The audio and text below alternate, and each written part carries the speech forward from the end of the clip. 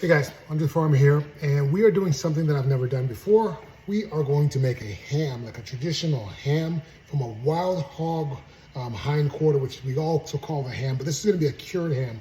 So in this pot right here, we have boiling, we have sugar, we have salt, we have some star anise, we have allspice, we have some clove, we've got some slap your mama, we've got some black pepper, some garlic pepper, and garlic salt, and some onion powder. So we're just dissolving everything in here.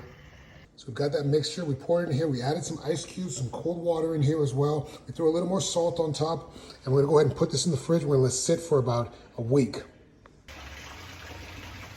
So,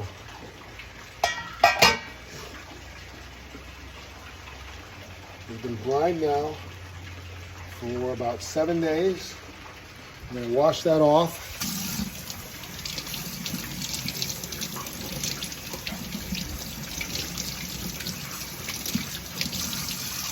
And now we're gonna wrap this up. We're gonna tie it up with some twine, and we're gonna put it on the smoker, all right?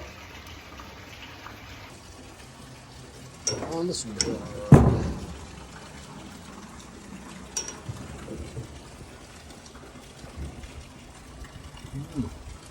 Starting to look a bit like a ham.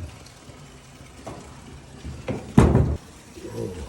So our internal temperature is about right. We're just adding our glaze on here now to this ham. It's basically just honey from the beehives with a little bit of soy sauce in there.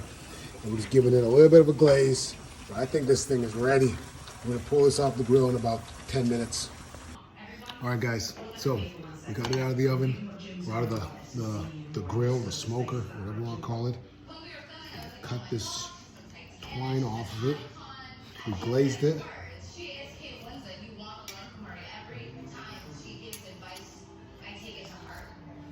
Alright. So, I've never tried this before.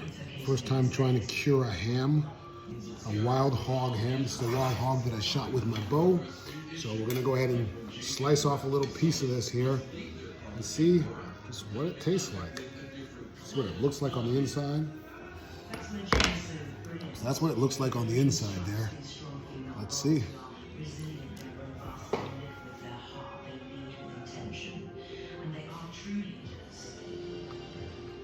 A little salty, but it tastes kind of like ham. Not bad. Almost tastes like a cross between bacon and ham. Check it out. We did it. All right. See you guys. All right.